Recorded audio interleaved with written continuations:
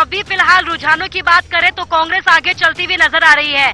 अपने संवाददाता रणबीर से मैं जानूंगी। रणबीर ने यहाँ पे लंबे वक्त से ग्राउंड जीरो पर रिपोर्टिंग की है। रणबीर, कई जगहों पर हमने देखा कि अभी फिलहाल कांग्रेस जो है वो सत्ता में आती हुई नजर नहीं आई है। कैसे न कैसे करके बीजेपी ने अपनी गोटियां फिट करी और सरकार बना दी। तो अगर आज हिमाचल में जीत दर्ज कांग्रेस करती है तो संजीवनी बन जाता है हिमाचल कांग्रेस के लिए देश भर में। बिल्कुल, देखिए इसको इस तरह से हम देखें, कांग्रेस के पास अभी जो है छत्तीसगढ़ और राजस्थान के अलावा कहीं सरकार नहीं है, तो हिमाचल जाहिर सी बात है कि एक संजीवनी बनकर उभरेगा कांग्रेस के लिए। और जो भारत जोड़ो यात्रा चल रही है राहुल गांधी की, उसका कनेक्ट सीधा यहाँ पर जुड़ेगा कि जो रिवाइवल की बात हो रही है वो यहाँ से जुड़ेगा। प्रियंका गांधी वाड्रा यहाँ पर रही, हालांकि यहाँ पर परिणाम जो है भले ही कांग्रेस के पक्ष में आए, जनता ने लड़ाई लड़ी है, जनता ने वोट यहाँ पर दिए हैं कांग्रेस को। ये भी देखना होगा, नेता लोग भले ही श्रेय जरूर ले कोई भी, लेकिन जनता महत्वपूर्ण है। जहां तक कांग्रेस की बात है, कांग्रेस के लिए अहम हिमाचल इसलिए भी था क्योंकि 5 साल के बाद जो है सत्ता परिवर्तन होता था। उत्तराखंड में क्या हुआ, हाथ में आई हुई सरकार चली गई। पंजाब में क्या हुआ, कांग्रेस ने लगातार गलतियों पे गलतियां की, उससे सबक लिया। जो चुनावों में हमने देखा, मुद्दों पे कांग्रेस रही, एक दूसरे से जो है छींटाकशी नहीं हुई, लड़ाई झगड़ा नहीं हुआ और सामूहिक नेतृत्व में लोग चले। जो मुद्दे थे, एक तो एंटी इनकम्बेंसी फैक्टर हर सरकार में रहता है और व्यक्ति के खिलाफ रहता है। मौजूद सूद ने वो सीधे तौर पर कहा कि एमएलए के खिलाफ रहता है, मंत्री जो है ज्यादातर हार गए, वो हार ही जाते हैं हर बार। एक ये फैक्टर रहता है। महंगाई को जो है पुरजोर तरीके से उठाती रही, ओपीएस तो प्रमुख मुद्दा बनाया और जो परसेंटेज है हिमाचल की, और जिस तरह से फ्री वीज की अगर हम बात करें, महिलाओं वाला कार्ड खेला। अगर हम प्रधानमंत्री नरेंद्र मोदी की रैली को देखें, युवाओं पर फोकस था, महिलाओं पर फोकस था और पूरा रिसर्च कांग्रेस ने अपने मैनिफेस्टो में दिया और ये हवाला देते रहे कि किस तरह से जो है हम इस चुनावी नैया जो है हमारी वो पार कैसे लगेगी। तो कांग्रेस की जो स्ट्रेटजी थी वो बिल्कुल एक सही तरीके की हमें नजर आती रही। स्थानीय नेताओं पर जो है ज्यादा भरोसा किया।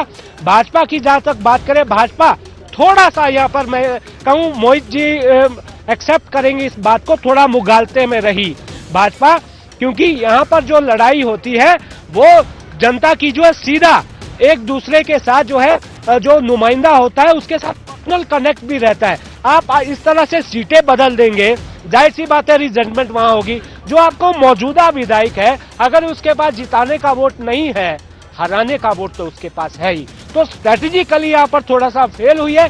केंद्रीय नेताओं पर भरोसा ज्यादा किया, बड़े बड़े नेताओं की फौज यहाँ पर आई, योगी आदित्यनाथ आए, स्मृति ईरानी आई, राजनाथ सिंह आए, तमाम नेता आए। सवाल रणवीर मैं जानना चाहूंगी कि सवाल बीजेपी ने कई उठाए कि राहुल गांधी क्यों नहीं आए हिमाचल में, सोनिया गांधी, मोहित सूद जी, बीजेपी लगातार ये सवाल पूछती रही कि सोनिया गांधी ने प्रचार क्यों नहीं किया। बीजेपी की अगर बात की जाए तो धुआंधार प्रचार नजर आया हिमाचल में, लेकिन देखिए हिमाचल की खूबसूरती को, प्रचार प्रसार नहीं, मुद्दों पर वोट किया है। आप क्या कहेंगे इस पे? जी बिल्कुल एक्सेप्ट करते हैं जो मैंडेट है कि प्रचार प्रसार का प्रभाव लिमिटेड रहा, लेकिन मुद्दों का ज्यादा प्रभावी रहा। और एंटी इनकम्बेंसी मेरे हिसाब से जो रणबीर भाई ने कहा सबसे बड़ा फैक्टर यहाँ पर है। और जो कांग्रेस ने, मैं कहूँगा, जो गुमराह करने की जो ये राजनीति करी है, सत्ता में आया। हाँ ठीक है, बिल्कुल वही मैं बोलना चाह रहा था, तभी आप सत्ता में आए। और वो कह रहे हैं गुमराह किया, और दिल्ली का आप नतीजा देख लिया, जनता ने इनको सीरियस। अगर आज पूरी तरह से हार जाती है बीजेपी, ठीकरा किस पे फोड़ोगे आप? हम तो एक्सेप्ट करेंगे जी, जो जनता का मैंडेट है। क्योंकि यहाँ पर कहीं ना कहीं पीएम के चेहरे पर भी चुनाव लड़ा गया, सीएम के चेहरे पर भी चुनाव लड़ा गया, पीएम के चेहरे पर भी चुनाव लड़ा गया, अनुराग ठाकुर के चेहरे पर भी चुनाव लड़ा गया और जेपी नड्डा के चेहरे पर भी चुनाव लड़ा गया। आपने भले ही जयराम ठाकुर को सीएम का चेहरा यहाँ पर दिया हो, लेकिन इस हार का ठीकरा किसके सर पर? हाँ, ये अच्छा सवाल है कुसुम। ये भी मैं जोड़ना चाहूंगा, आपके राष्ट्रीय अध्यक्ष का गृह जिला बिलासपुर जिले में क्या परिणाम है वो हमने जरा बताएं, जवाब दे, किस पर हार का ठीकरा फोड़ा जाएगा? देखिए जी, संगठन ने पूरे संगठित होकर ये पूरा चुनाव लड़ा है और ये संगठन, मैं मानता हूँ, हम सबकी कलेक्टिव हार है। ये किसी एक पर इसका हार का ठीकरा नहीं फोड़ा जा सकता। अभी हम पूरा आंकलन करेंगे, पूरे डेटा आने दीजिए, फिर उसके बाद हम आपके निष्कर्ष पर आएंगे कि ये हार किन कारणों के कारण हुई, किसके कारण हुई। एसएस जोगटा जी, अभी नतीजे पूरी तरफ से साफ नहीं हो पाए, कहीं हार का ठीकरा फोड़ने के लिए ही तो जयराम ठाकुर का फेस आगे नहीं किया गया? नहीं, जयराम के ऊपर ये नहीं फोड़ेंगे, ये हमारे ऊपर ही फोड़ेंगे, क्योंकि हम जीते या जीत रहे। जहाँ तक आपने राष्ट्रीय नेताओं की बात की, नरेंद्र मोदी जैसे लोग यहाँ पर आए हैं और जितना प्रदेश को कर्मचारियों के लिए कर्जा लिया गया था उनके वेतन, सैलरी और स्केल देने के लिए, वो पैसा इन्होंने सरकारी खर्चे पे अमृत महोत्सव के नाम से माइक थोड़ा सा उत्साह, सैकड़ों रैलियों में खर्च दिया और उसके बावजूद भी बात नहीं बनी। जहाँ तक आपने राहुल गांधी की बात की है, वो ऑलरेडी भारत जोड़ो यात्रा में थे, आपने देखा लाखों लोग जुड़ रहे हैं उनके साथ। क्या उसका मैसेज इस प्रदेश को नहीं है? वो गुजरात से मैसेज क्लियर हो गया नहीं थी, उनकी बहन स्वयं आई हुई थी और उसके अलावा जो हमारे AICC के जो प्रभारी हैं वो यहाँ पर पहुंचे हुए थे। इनकी तरह जमुवाड़े में विश्वास नहीं रखते हम। देखते मोदी साहब कितनी मुफ्त में खा के चले गए। यहाँ पर आप किसी के घर जाते तो मिठाई का डब्बा तो ले जाते हैं, एक केले ले जाते हैं 1-2 दर्जन। मोदी साहब तो खा के डकार मार के चले गए। प्रदेश के मुख्यमंत्री जयराम जी ने मोदी से 74,000 करोड़ रुपए की भरपाई के लिए, जयराम ठाकुर ने कहा कि बिना मांगे बहुत कुछ दिया है PM ने। कितने पैसे दिए, कर्जा कहाँ खर्चा उन्होंने, ये श्वेत पत्र जारी करना पड़ेगा, इसकी हम जांच करेंगे कांग्रेस सत्ता में आते ही। आप बताइए, 3,300 करोड़ रुपए का कर्जा लिया, विकास कौन सा विकास? 2012 से 17 के बीच में, 17 से 22 में 15,000 संबंधित किए हैं लिया। तो आप कर्जा 15,000 तो तब लिया था, तब तो थोड़ा बहुत, इतना तो कर्जा सबकी सरकारों में, लेकिन आपने तो रिकॉर्ड तोड़ दिया, पूरे हिंदुस्तान का रिकॉर्ड तोड़ दिया। जोगटा जी, हमारे ऐसा नहीं कि ये सड़कें बनाई, ये हॉस्पिटल बनाए, वो तो सब कांग्रेस जी ने बनाए हुए थे। 2,300 किलोमीटर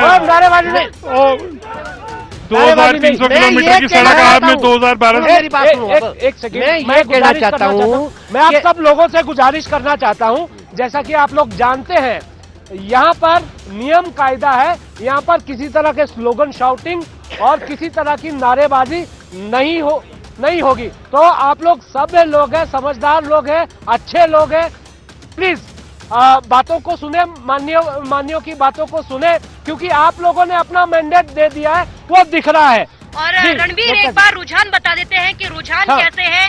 32 सीटों पर अभी तक कांग्रेस ने अपनी जीत दर्ज कर ली है। 68 सीटें यहाँ पर विधानसभा की है और 35 का जादुई आंकड़ा।